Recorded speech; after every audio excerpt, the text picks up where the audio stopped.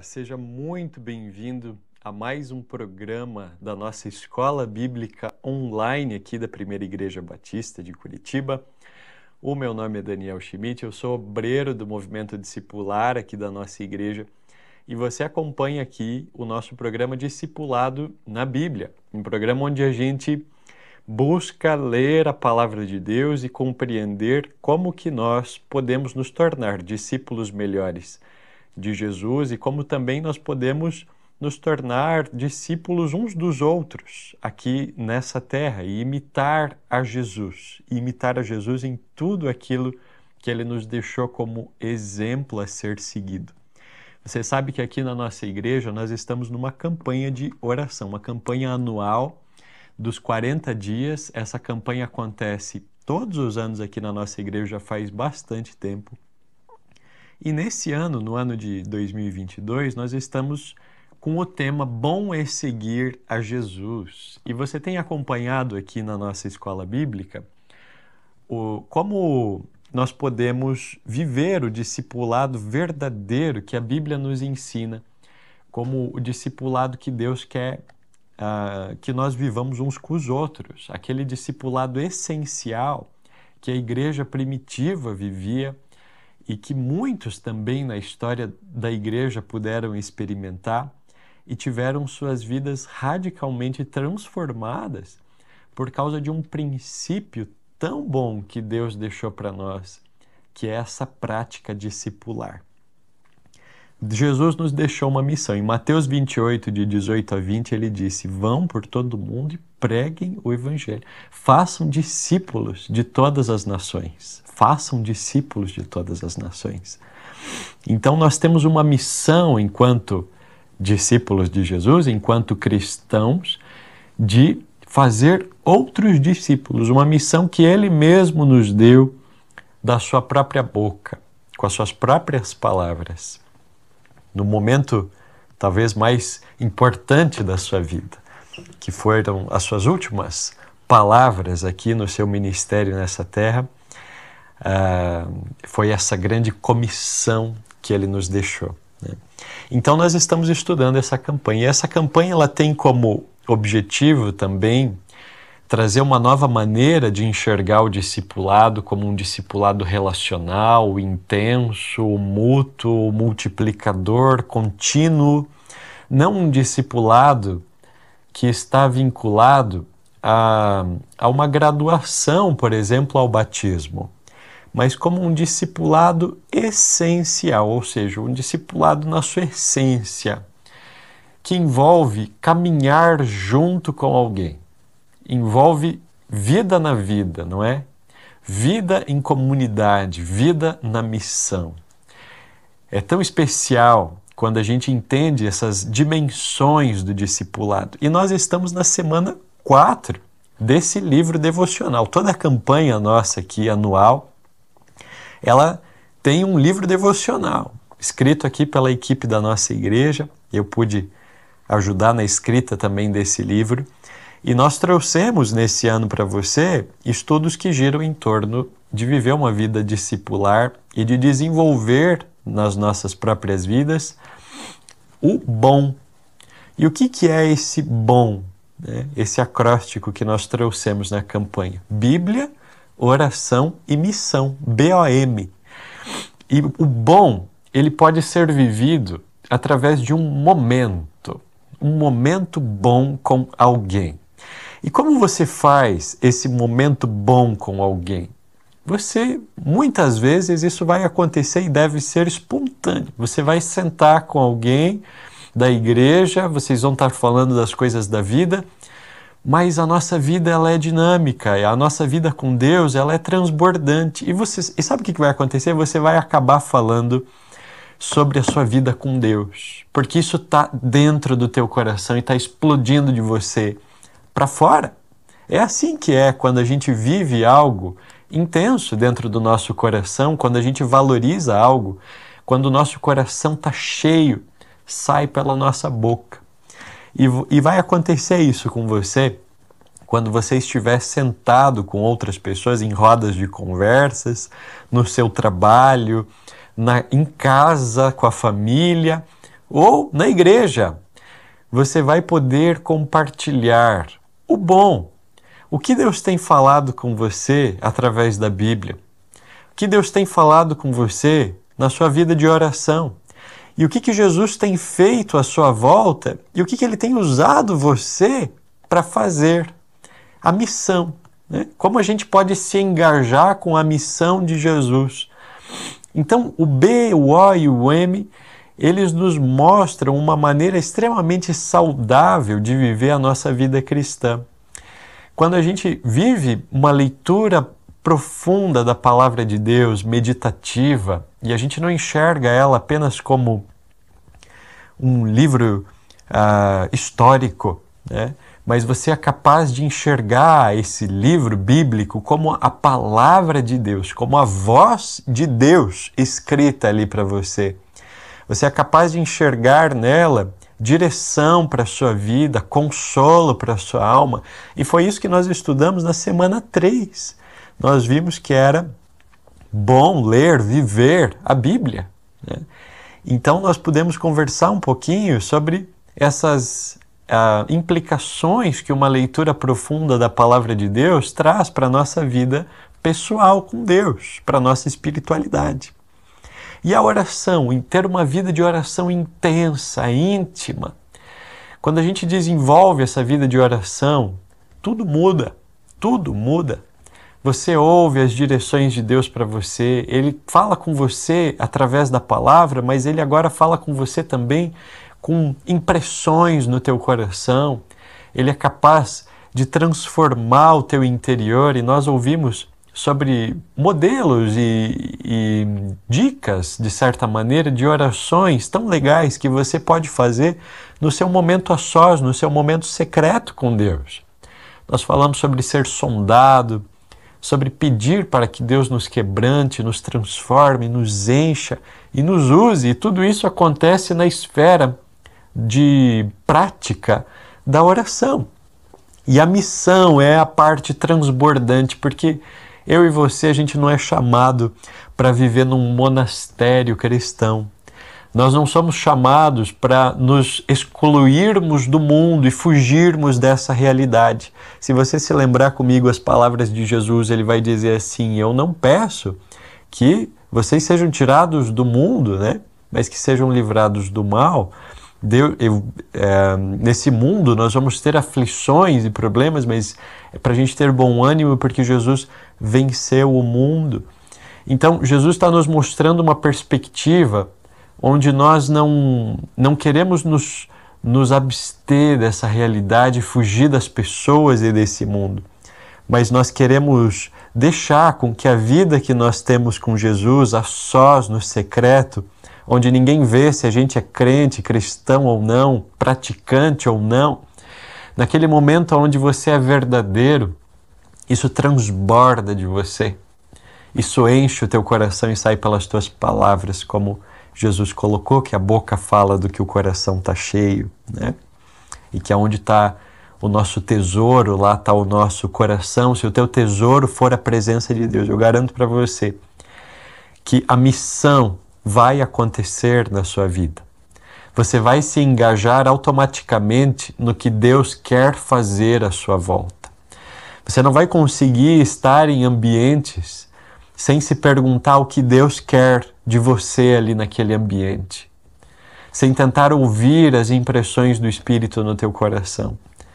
E eu garanto para você que se você viver o bom todos os dias e ter um parceiro de caminhada para você fazer esse momento bom e compartilhar, isso traz tanta energia, isso traz vontade da gente perseverar. Isso nos livra do desânimo, nos livra da chance de fracassar, de ficar sem fazer uma vida devocional constante.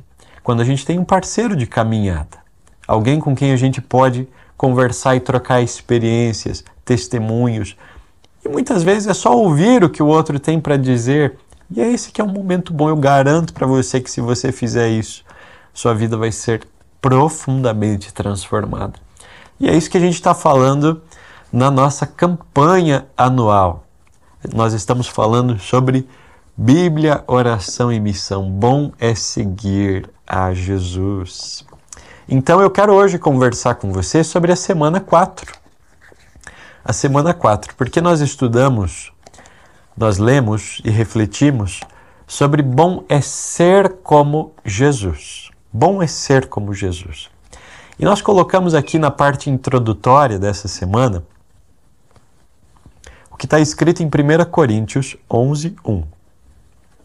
E está escrito assim: tornem-se meus imitadores, como eu o sou de Cristo. Uau! Você acha que você poderia dizer isso para alguém?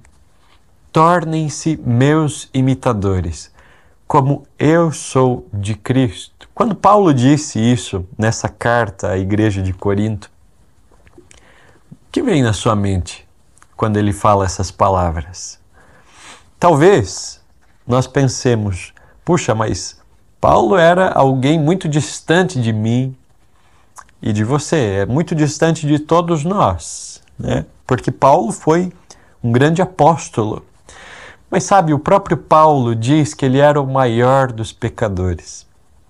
O próprio Paulo viu a Cristo glorificado com seus olhos e ficou cego por algum tempo, alguns dias, até que ele pudesse voltar a ver e depois se tornar um grande missionário da igreja. Mas ele teve um passado complicado.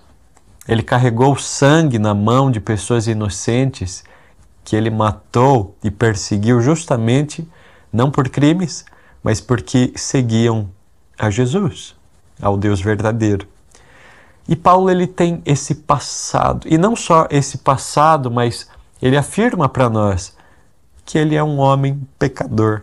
E eu imagino que ele se coloque nessa condição de ser o maior dos pecadores por causa dessa experiência que ele teve. Ele viu o Cristo glorificado com seus próprios olhos. Eu e você, nós não vimos o Cristo glorificado com seus próprios olhos, eu não fiquei cego e caí para trás no momento em que eu me converti. E nós pecamos, assim como ele.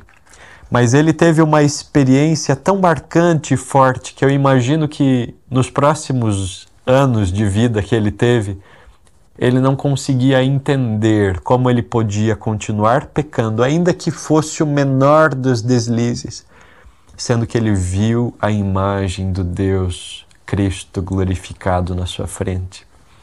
Eu acho que toda vez que ele pecava, no menor dos deslizes, ele pensava, olha, eu sei que a tua natureza e inclinação pecar, mas eu vi a Jesus, eu vi Deus glorificado. Como eu posso pecar? Eu sou o maior dos pecadores.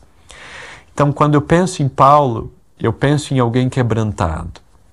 Eu penso em alguém extremamente intenso, dedicado, inteligente, mas quebrantado.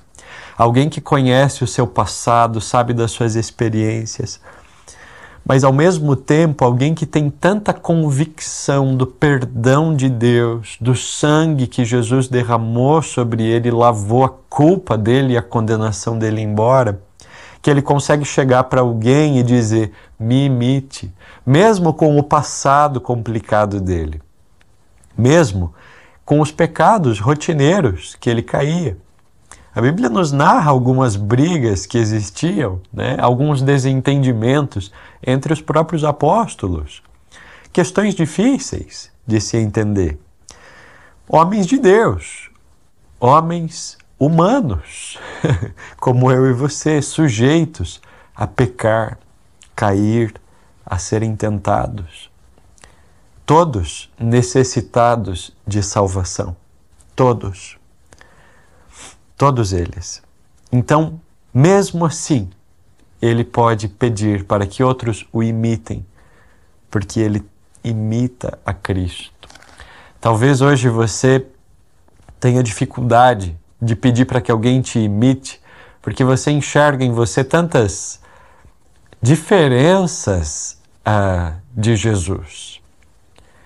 E isso é complicado, né? Nós somos chamados para mudar essa situação. Eu convido você a mudar essa situação. Hoje você enxerga a sua vida talvez de uma maneira que não seja exemplar, mas existe possibilidade de mudança para você, existe poder transformador de Deus que está à tua disposição para você mudar, Deus pode operar isso na sua vida. Ele é o maior interessado em realizar essa obra. Eu tenho certeza disso. Então, sabe, faça o seu melhor para que você possa imitar Jesus, como Paulo. E você vai conseguir deixar práticas nocivas de lado, autodestrutivas de lado.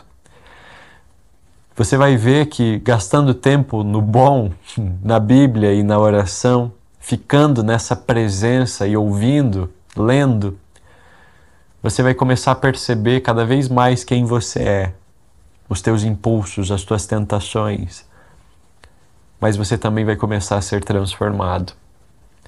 Você também vai começar a mudar coisas que antes você dizia que você era assim e acabou. Eu sou assim. Já ouviu isso? Você já falou isso? Eu sou assim e acabou. Não me tire do sério, porque eu sou calminho e quietinho, mas quando eu fico brabo, sai de perto. Parece que algumas pessoas têm orgulho de dizer isso, não é? Porque a aparência de fraqueza é ruim para elas. A aparência de ser menor, de ser vulnerável, é ruim. Mas não é isso que Jesus nos ensina. Jesus nos mostra uma humildade, um estilo de vida vulnerável que ele é forte. E você não precisa ser quem a sua personalidade, o seu temperamento muitas vezes define você, né? Existe em nós uma individualidade, uma essência que te distingue das outras pessoas que estão à sua volta. É isso que te faz ser quem você é, alguém especial. Mas existe uma capa em cima disso, existem camadas em cima disso que não fazem parte de quem você é. E existem aspectos do seu temperamento, da sua personalidade que podem ser transformados. Você não precisa ser uma pessoa explosiva. Você não precisa ser uma pessoa que é grossa e aceitar essa condição sua. Você pode ser transformado. E um dia, você vai entender que nesse processo de ficar na presença de Deus, você está sendo um imitador de Jesus, porque está começando a mudar as tuas atitudes. E então, quando você já amadureceu um pouco mais espiritualmente para você ter essa culpa lavada da tua consciência e você entender que a nossa natureza é assim, mas que você se esforça ao máximo para ser um imitador de Jesus, você não vai ter medo de dizer para as pessoas que estão ao seu redor: me imite porque eu imito a Jesus. As pessoas vão olhar para você e vão ver coisas que você faz de errado. Vão ver vacilos que você dá. Mas como discipuladores saudáveis, nós vamos mostrar para essas pessoas que nós somos vulneráveis, que nós não somos perfeitos. E nós estamos dispostos a deixar com que elas vejam isso. E elas vão entender que nós somos como elas, que temos lutas e dificuldades, que temos também temperamentos e personalidades difíceis. E isso vai nos ajudar a discipular, porque ela não vai ver um Deus na frente delas infalível, mas ela vai ver um humano falho como ela, que está tentando o seu melhor para ser parecido com Jesus. Você, como discipulador, não precisa ser arrogante e dizer para ela que você é digno de ser imitado, que você é perfeito e por isso você deve ser imitado. Mas você pode ser vulnerável e humilde, ao ponto de dizer para ela: me imite, mas saiba que às vezes eu vou falhar. E filtre quando eu falhar. Mas me imite, porque eu imito a Jesus. Jesus nos chama para ser como Ele. E essa é a semana 4. Bom é ser como Jesus, se tornar parecido com Ele. Você sabe que a palavra cristão significa pequeno Cristo. Pequeno Cristo, um cristinho, alguém que segue o exemplo de Jesus. Eu me lembro que num determinado momento, se não me engano em Atos, a multidão que estava ali junto com os discípulos, os apóstolos, eles perceberam que aqueles homens haviam estado com Jesus por causa que eles falavam como ele, eles tinham o jeito dele. É isso que acontece quando a gente se relaciona com Jesus. As pessoas vão perceber, porque fica perceptível na nossa vida, no nosso jeito, na nossa fala, no nosso olhar. Fica perceptível quando a gente gasta tempo com Jesus. Da mesma maneira, quando o tempo passa, você já teve um encontro com Jesus, você já foi tremendamente impactado por Ele, às vezes a nossa vida esfria. Esfria, não é? Em Apocalipse você vai ver que uma das questões que existia contra uma das igrejas era que ela tinha abandonado o primeiro amor. E às vezes a gente consegue identificar em nós que aquele transparecer de Jesus em nós, no nosso rosto, na nossa fala, começa a sumir às vezes. Antes todo mundo dizia, não é? Eu vejo no teu rosto o brilho de Jesus, eu vejo na tua fala Jesus. E parece que as pessoas param de falar. E você fica, nossa, o que será que está acontecendo? E às vezes a gente tem falhado no nosso bom. Nós não temos mais lido a Bíblia, priorizado uma vida devocional de oração e leitura da palavra e de missão, de amor ao próximo intensamente. E a gente deixou de olhar como Jesus, de falar como Ele. Retorne a esse lugar onde você é parecido com Jesus. Ele tem grandes coisas para fazer na tua vida e na vida das pessoas que estão à tua volta também. Então, no primeiro dia, nós falamos sobre ser discípulo de Jesus e nós explicamos para você um pouquinho sobre o que significa ser um discípulo de Jesus. E sabe, nós definimos aqui na Primeira Igreja Batista de Curitiba que discipulado é a missão da nossa igreja. Qual que é a missão aqui da nossa igreja? É levar pessoas a um relacionamento intenso com Deus, amar e servir ao próximo e fazer Jesus conhecido de todos os povos pelo poder do Espírito Santo. E quem é o discípulo? O discípulo é quem vive a missão. O discípulo aqui na nossa igreja é quem vive a missão da nossa igreja. Ou seja, é a pessoa que se relaciona intensamente com Deus, que ama e serve o próximo e faz Jesus conhecido de todos os povos pelo poder do Espírito. Você pode ser considerado um discípulo de Jesus? Você pode se ver hoje como uma pessoa que tem se relacionado intensamente com Deus? Talvez você possa dizer que você tem se relacionado com Deus, mas que tal intensamente? Você pode dizer que você ama e serve o próximo? Eu sei que é mais fácil servir o próximo do que amá-lo. Você pode dizer que você ama e serve o seu próximo, mesmo aqueles que têm você por inimigo. Talvez você não tenha inimigos, mas tem pessoas que têm você por inimigo. Tem pessoas que não gostam de você. Tem pessoas que a gente não gosta muito, não são nossos inimigos. Mas se a gente puder escolher com quem a gente passa o tempo, a gente não vai passar com elas. É ou não é verdade? Você ama e serve o seu próximo. Jesus investiu muito tempo com pessoas que eram desagradáveis para a maior parte de todos nós. E ele gastava tempo com elas. Será que ele não se irritava, não se incomodava com alguma coisinha que elas falavam? será que ele não... Puxa vida, eu tenho certeza que, claro que ele não pecava, mas eu tenho certeza que algumas coisas que as pessoas falavam para ele deviam incomodar qualquer um de nós. Qualquer um de nós. Mas existia um amor tão grande nele que ele passava por cima de qualquer coisa dessas. Para ele, se falassem da aparência dele, se brincassem com ele, se tirassem sarro dele, aquela pessoa, né, que quando a gente vai conversar, ela só tira sarro, só tira sarro, só tira sarro, só tira sarro.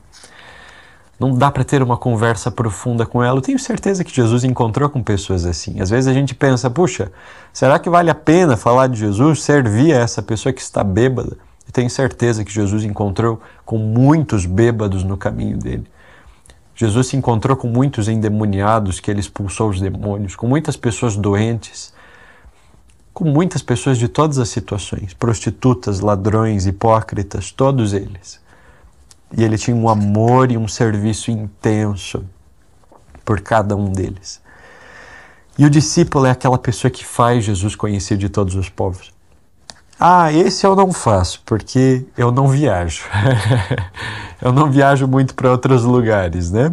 Então eu não faço conhecido de todos os povos. Ok, mas quem sabe o seu vizinho não precisa de Jesus? Quem sabe não existe alguém que toda vez passa na rua da sua casa, na frente do seu prédio, e você vê, você presta atenção nas pessoas. Eu moro de frente por uma praça.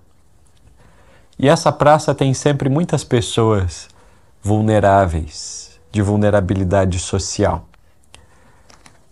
O que será que Jesus quer que eu faça na vida delas? Que eu as ame, sirva, que eu deixe esse meu relacionamento intenso com ele transbordar e que eu faça ele conhecido. Sabe por quê?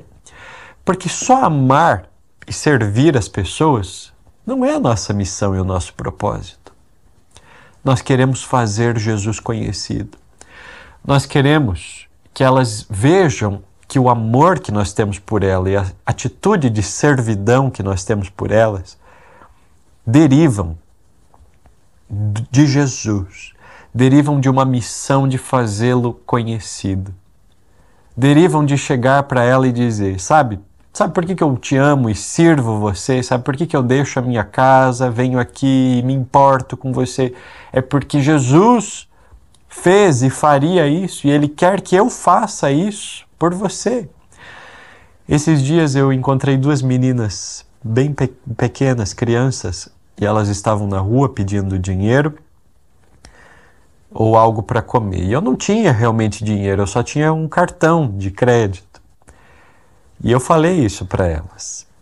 E elas me falaram, você então não pode entrar ali naquele supermercado e comprar uma comida para nós? E eu senti que devia. E entrei no supermercado e elas queriam uma bolacha. Eu cheguei lá na seção de bolachas e eu falei para ela, qual vocês querem? E elas escolheram a bolacha. Tenho certeza que muitas pessoas não deixam, muitas vezes, os outros escolherem, né? Porque querem pagar o menos possível.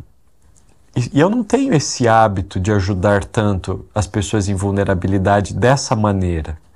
Eu ajudo instituições normalmente, eu contribuo mensalmente para uma instituição, mas ajudar pessoas na rua assim não é o meu costume, mas nesse caso eu estava ajudando.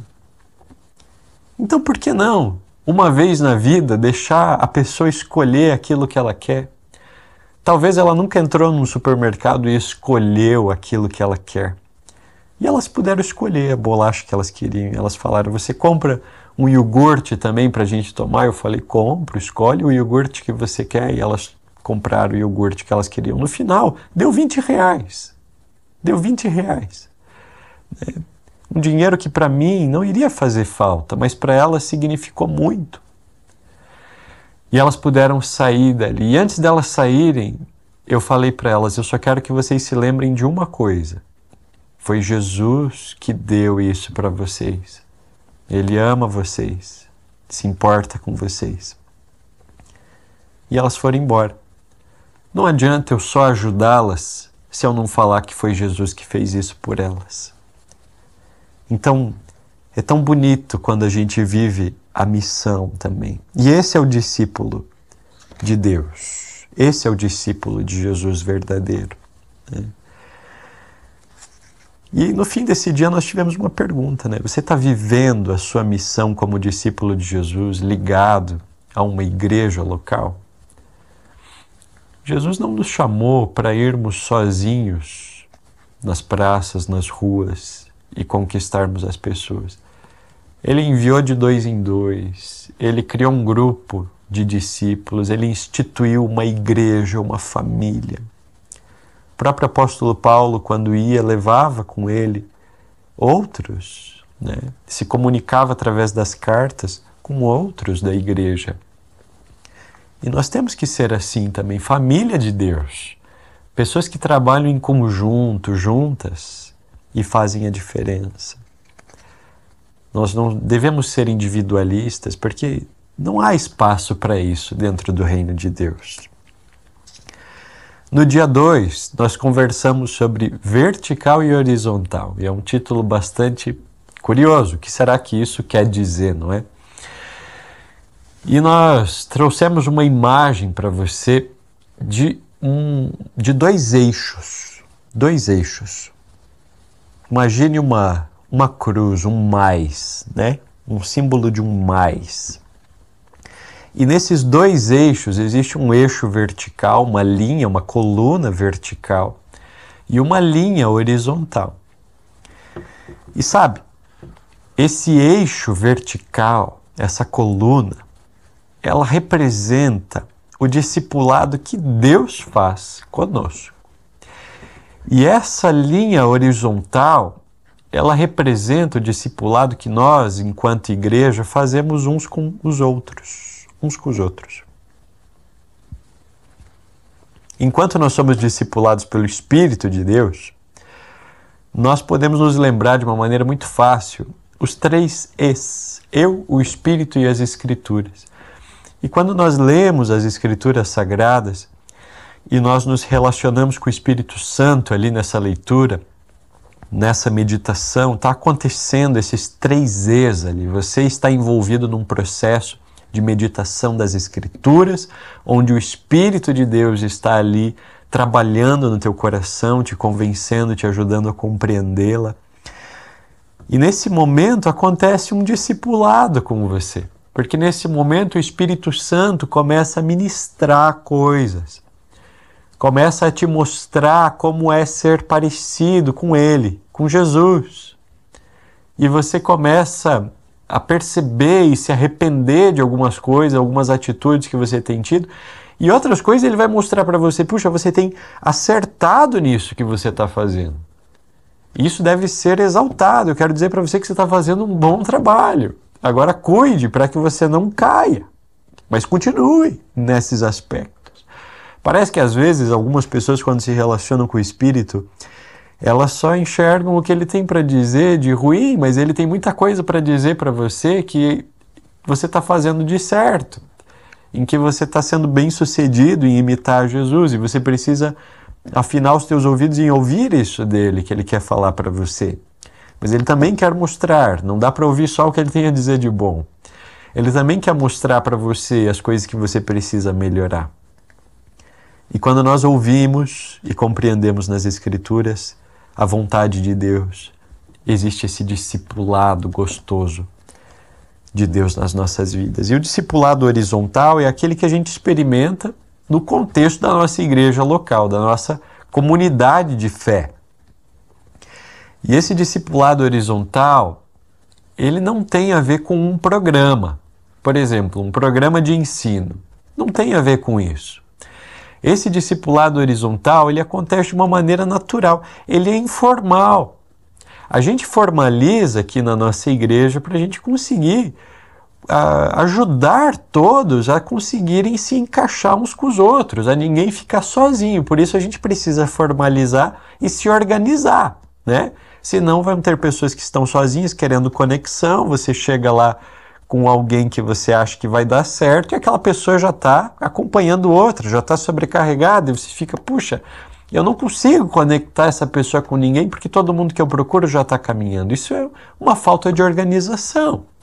Por isso nós precisamos nos organizar e formalizar para que a gente consiga conectar as pessoas com eficiência, com eficácia.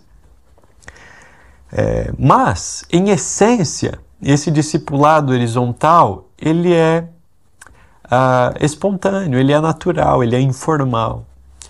Porque a gente começa a caminhar com pessoas que a gente está influenciando a vida, ajudando elas a se aproximarem de Jesus, a serem mais parecidas com Ele, a crescerem no bom, na sua vida de leitura da palavra, na sua vida de oração, na sua influência enquanto missionário comissionado por Jesus. Esse é o discipulado horizontal. Nós podemos e devemos pegar na mão de alguém e falar: deixa eu te ajudar a chegar mais próximo de Jesus, deixa eu poder contribuir para você com um pouco das minhas experiências de vida com Jesus. Assim como nós vamos ter também pessoas que estão no mesmo nível que nós, de caminhada, de maturidade, de jornada. E essas pessoas, vai ser tão gostoso essa relação, porque elas vão poder compartilhar coisas na mesma medida e você vai ser cuidado e vai cuidar ao mesmo tempo.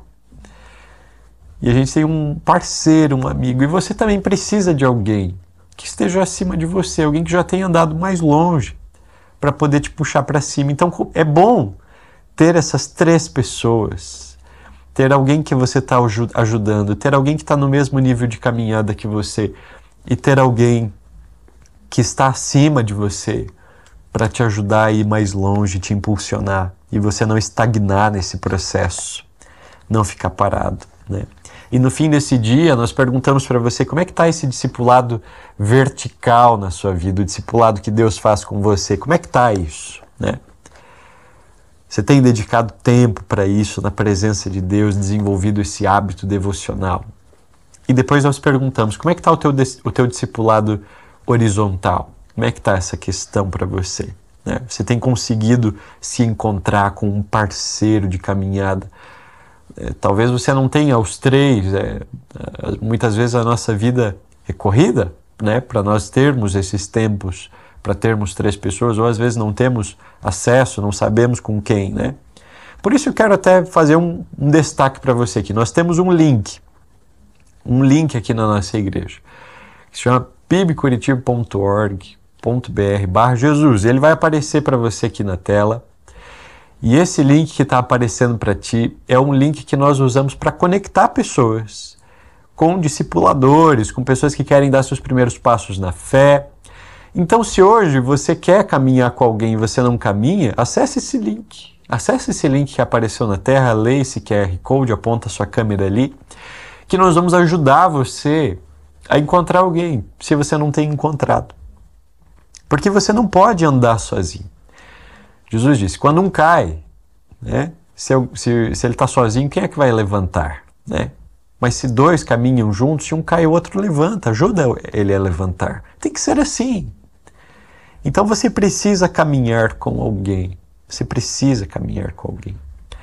No dia 3, nós ouvimos sobre o que muda na prática. Isso. O que muda na prática? Tudo isso que a gente está lendo até aqui, nessa campanha, nesses 40 dias, o que muda na prática?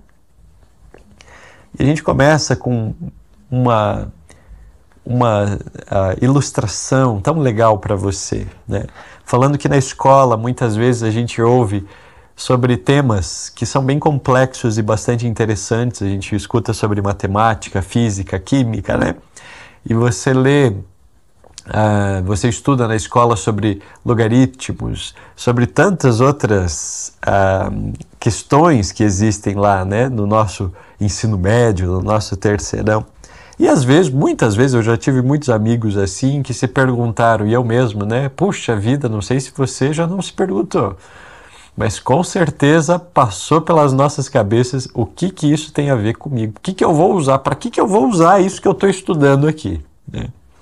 Isso aqui não vai me acrescentar em nada. Às vezes a gente pensa assim quando a gente está na escola, né? Mas a Bíblia é diferente, porque Deus não nos dá um conteúdo que não vai nos acrescentar em nada, sabe? De alguma maneira, aqueles conteúdos da escola, eles nos ajudam a gente a se desenvolver, a desenvolver um raciocínio lógico e a resolver aquelas questões e aqueles problemas, eles nos estimulam, né? Mas a aplicação prática daquilo para a vida é que se você não for trabalhar com alguma engenharia ou alguma área específica dentro daquilo que você está questionando, muito provavelmente, realmente, você nunca mais vai usar. Eu, graças a Deus, nunca mais precisei ver sobre os números imaginários. Mas a Bíblia não é assim. Tudo aquilo que está escrito ali, Deus colocou para nós porque tem um propósito. Tudo aquilo que nós lemos ali, nós nos perguntamos, o que isso tem a ver comigo? O que eu posso aplicar na minha vida? E você sempre vai encontrar o discipulado do Espírito Santo, o discipulado vertical, ele falando com você através das Escrituras. Isso se aplica na sua vida desse jeito, desse jeito. E você vai ver em Gálatas, no capítulo 5, que Paulo vai mostrar para nós que existem obras da carne e os frutos do Espírito. E as obras da carne, elas são aquelas que derivam da nossa natureza pecaminosa e humana naturalmente. E por causa de quem nós somos, por causa da nossa humanidade, nós expressamos essas obras carnais. Então ele coloca ali uma lista de várias obras carnais, né? Pecados, coisas que fazemos no nosso egoísmo e orgulho. Mas ele também coloca que a pessoa que é nascida de novo, aquela pessoa que encontrou Jesus e tem um relacionamento com ele, essa pessoa ela gera frutos, ela produz frutos espirituais, frutos do Espírito. E esses frutos são amor, bondade, paz, mansidão. E a ideia desse fruto é que é algo que é gerado, é algo que uma árvore produz. E essa árvore produz porque ela recebe os nutrientes necessários, é porque ela tem sol, é porque ela tem sombra, ela tem o vento certo. Se tiver vento demais, ela morre. Se tiver sol de menos, ela morre. Ela tem as suas raízes pegando os nutrientes certos do solo, ela consegue chegar até as águas lá embaixo nos dias em que não chove. Então ela tem acesso aos nutrientes. E quando ela tem esse acesso, e ela está livre de pragas, ela cresce, se fortalece, e os ventos já não conseguem mais arrancar ela dali. E algo maravilhoso começa a acontecer. Ela produz frutos. Frutos que multiplicam árvores. E esses frutos, eles vêm no tempo certo, no lugar certo, na hora certa, na estação certa. Eles aparecem. E ela nem se esforça, mas eles aparecem. E eles são muitos. E a Bíblia vai dizer para nós, Jesus vai nos dizer que é assim que o Pai é glorificado, quando nós damos muito fruto. E nós somos chamados a produzir esses frutos. Frutos que são mudanças de caráter. Mudanças de caráter.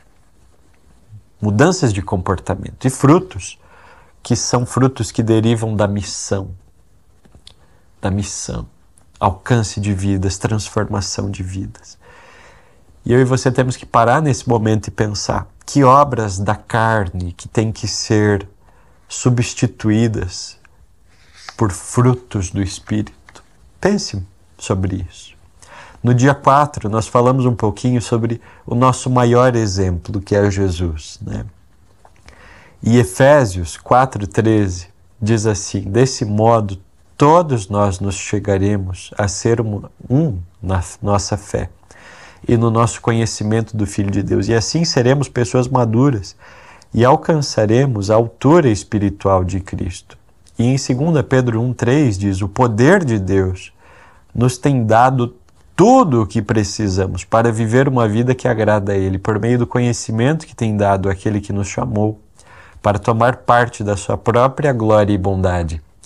Se você já pensou, já se pegou pensando em algum momento se você tem aquilo que é necessário para conseguir desenvolver em você o caráter e as atitudes de Jesus e uma maturidade espiritual, se lembre de 2 Pedro 1,3, não se esqueça disso. Deus nos tem dado pelo seu poder tudo o que precisamos para viver uma vida que agrada a Ele. Isso é uma promessa de Deus, uma afirmação bíblica para nós. É uma promessa dele para nós, que Ele tem dado e Ele vai suprir tudo aquilo que é necessário para que nós possamos ter uma vida boa com Ele. Quando você se sente sem poder, né? O que significa poder? Poder para conseguir fazer, para ser. Deus é todo poderoso, porque Ele pode todas as coisas. E existem coisas em você que ninguém consegue acessar. Ninguém consegue acessar, porque elas são coisas espirituais. Elas são coisas do interior. Elas estão na alma. Elas estão no nosso coração, na nossa mente, no nosso passado. E às vezes a gente queria tanto ir lá e ligar ou desligar um interruptor, uma chavinha, não é verdade? Ligar e desligar uma atitude, um comportamento seu. Seria tão bom, né? Puxa vida, não vou nunca mais falar palavrão na minha vida. Você vai lá e desliga isso e nunca mais, não vai precisar lutar mais. Mas não é assim, nós não temos acesso a essas coisas. Nós podemos nos esforçar e tentar mudar de atitude através de várias disciplinas que nós podemos adquirir na nossa vida, mas Deus é todo poderoso. Você não pode fazer isso, você não tem esse poder, mas Deus tem todo o poder. Ele pode acessar o nosso interior e modificar coisas que precisam ser mudadas. O poder dele nos tem dado tudo aquilo que é necessário para que a gente possa ser mais parecido com ele. Isso é maravilhoso. Isso é maravilhoso. Nós não somos chamados para sermos simpatizantes do Evangelho e de Jesus. Nós não somos chamados para isso. Nós somos chamados para sermos pessoas integralmente transformadas, que têm todos os aspectos da vida transformados por Jesus. Todos eles. Todos eles. Que reconhece suas limitações, seus pecados, mas se esforça para mudar todas as atitudes que são possíveis de serem mudadas por Deus. Ore pedindo essa capacitação do Espírito de Deus para te ajudar a tomar as decisões de desenvolver essas coisas que precisam ser desenvolvidas em você. E no último dia, nós nos lembramos de amar como Jesus amou. E escrevemos ali sobre Efésios 5, no versículo 1 e 2, que diz assim: sejam imitadores de Deus, como filhos amados, e vivam em amor, como também Cristo nos amou e se entregou por nós, como oferta e sacrifício de aroma agradável a Deus. Esse texto é maravilhoso. Esse texto é maravilhoso. Sejam imitadores de Deus, como filhos, e vivam em amor. Assim como Cristo nos amou e se entregou por nós como uma oferta e o sacrifício de aroma agradável a Deus. Nesse mesmo dia, nesse capítulo, nós falamos sobre João. E João, ele era um homem impetuoso, ele era um homem que foi chamado por Jesus de Boanerges, ele e Tiago, né? Filho do trovão. E mais tarde, João, ele fica conhecido como o discípulo amado, o apóstolo amado, apóstolo do amor. E ele vai falar muito sobre o amor, né, em todos os seus escritos. E João, ele sofreu uma transformação na sua vida, né, de alguém que talvez fosse muito duro para alguém que amasse muito. Então, hoje eu gostaria de convidar você a admirar Jesus. admirar Jesus. Eu quero convidar você a imitar Jesus. O que em você precisa ser mudado para que você se torne como Jesus? Bom é ser como Ele. Bom é se tornar imitador dele. Bom é ser parecido com Ele em todas as suas falas, pensamentos, sentimentos, ações. Bom é ser como Jesus. Eu quero encorajar você a não desistir nessa tua jornada de desenvolvimento espiritual. Deus quer fazer coisas grandes na tua vida. E você não pode desistir. Persevere. Persevere. Não abandone a tua motivação para ser parecido com Jesus. A nossa motivação está, como dizia o texto, Ele deu sua vida por nós. A palavra nos diz, nós amamos a Deus porque Ele nos amou primeiro. A cruz revela um amor por nós, um sacrifício sem igual, que nos constrange. E eu convido você a se deixar ser constrangido por esse amor e por essas atitudes de Jesus. Eu tenho certeza que isso vai mudar a sua vida. Vamos orar? Deus, obrigado por nós estarmos juntos aqui, mais uma vez conversando aqui sobre essa campanha, sobre seguir a Jesus, sobre ser como Jesus, sobre te amar. Esse foi o grande mandamento que o Senhor nos deu, amar ao próximo como a nós mesmos. Amar a Ti sobre todas as coisas, em primeiro lugar.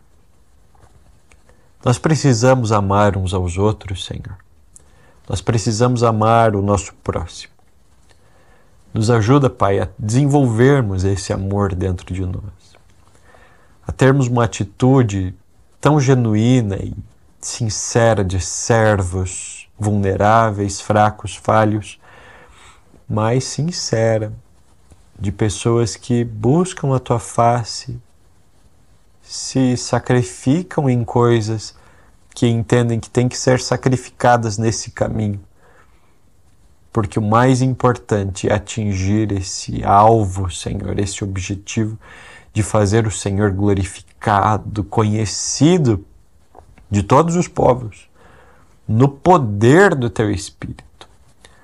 Às vezes nós estamos tentando fazer o Senhor conhecido, mas sem o poder do Teu Espírito, Senhor. Então eu oro para que, na vida de todos que nos assistem agora, Pai, eu peço para que o Senhor derrame do Teu poder e o Senhor empodere a todos, Pai, que estão nos assistindo, para que eles, aonde se sentem fracos, pequenos, inconstantes, aonde eles encontram doenças, argumentos, demônios, eles recebam o poder do Senhor e a autoridade que está no Teu nome, para que tudo isso seja vencido e não haja nada os distanciando, Pai, de cumprir o verdadeiro propósito, chamado que o Senhor tem para a vida de cada um de nós. O Senhor nos comissionou para fazermos mais discípulos.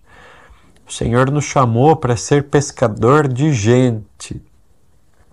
E nós queremos atender a esse convite, a esse chamado do Senhor, para pescar gente, para influenciar pessoas rumo à vida verdadeira. Alguns, Pai, à nossa volta são tantos, estão perdidos, sedentos por amor, sedentos, Pai, por propósito, por razão. E o Senhor quer usar as nossas vidas como um farol para trazer luz e verdade, Pai, onde existe mentira e engano. Opera essa obra através das nossas vidas e desenvolve conosco um relacionamento intenso e profundo, Pai, na Tua presença e contigo. Essa é a nossa oração. Nós estamos gratos por tudo que o Senhor tem feito, no nome de Jesus. Amém. Nosso programa vai ficando por aqui. Quero agradecer a tua participação, por mais um dia estar aqui ouvindo conosco. Não se esqueça de acessar nossas redes sociais, e que Deus te abençoe. Um abraço e até segunda-feira que vem.